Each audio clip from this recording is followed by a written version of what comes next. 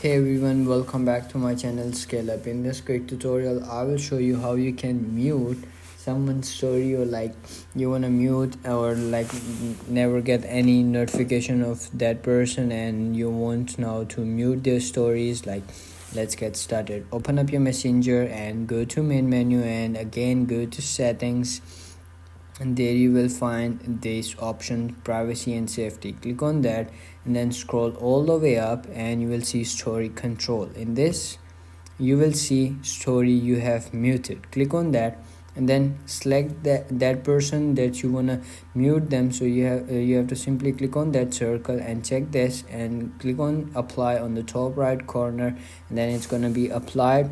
And now you will never get any notification or any story of that person that you won't be want story on your messenger.